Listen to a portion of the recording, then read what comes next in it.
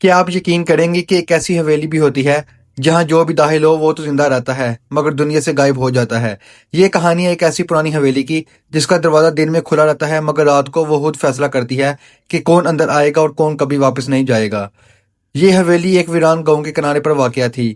لوگ اسے خاموش حویلی کہتے تھے کیونکہ بزرگ اکثر کہتے بیٹا سورج ڈلنے کے بعد اس حویلی کے پاس مت جانا، کیونکہ جو گیا وہ یا تو پاگل ہو گیا یا کبھی لوٹا ہی نہیں۔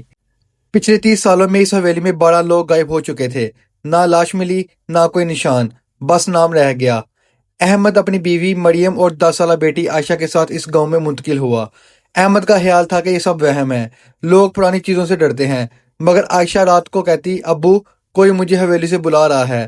پہلی رات 2 بجے احمد کی آنکھ کھلی، کھڑکی کے باہر وہی حویلی، اچانک حویلی کی کھڑکی میں روشنی جل گئی، پھر ایک سایہ، اور وہ سایہ ہاتھ ہلا رہا تھا جیسے کہہ رہا ہو آ جاؤ۔ اگلی صبح عائشہ غائب تھی، دروازہ بند، کھڑکیاں بند، مگر حویلی کا دروازہ کھلا ہوا تھا۔ مریم چیخنے لگی احمد، عائشہ حویلی میں ہے۔ احمد حویلی میں داخل ہوا، اندر گرد آلود دیواریں، پرانی تصویریں اور ہر تصویر میں غائب ہونے والے لوگ، لیکن سب سے آخر میں ایک نئی تصویر، عائشہ کی تصویر تھی۔ ایک کمرے میں ایک پرانی ڈائری ملی، اس میں لکھا تھا یہ حویلی ان لوگوں کی روح سے بنتی ہے جو تنہا، خوفزدہ اور کمزور ہو، یہ انہیں پناہ دینے کے بہانے ہمیشہ کے لیے اپنا حصہ بنا لیتی ہے۔ احمد نے دیکھا عائشہ ایک کمرے میں بیٹھی تھی لیکن اس کی آنکھیں خالی تھی۔ وہ بولی ابو یہی میرا گھر ہے۔ اسی لمحے دیواریں بند ہونے لگی، دروازہ غائب ہونے لگا، حویلی زندہ تھی۔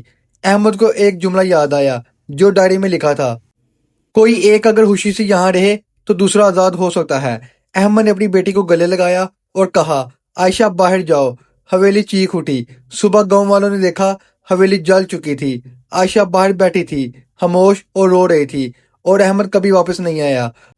آج بھی وہ گاؤں موجود ہے مگر حویلی نہیں، لیکن لوگ کہتے ہیں کہ اگر آپ رات کو اس جگہ پر گزرے تو ایک آواز آتی ہے میں نے اپنی بیٹی کو بچا لیا۔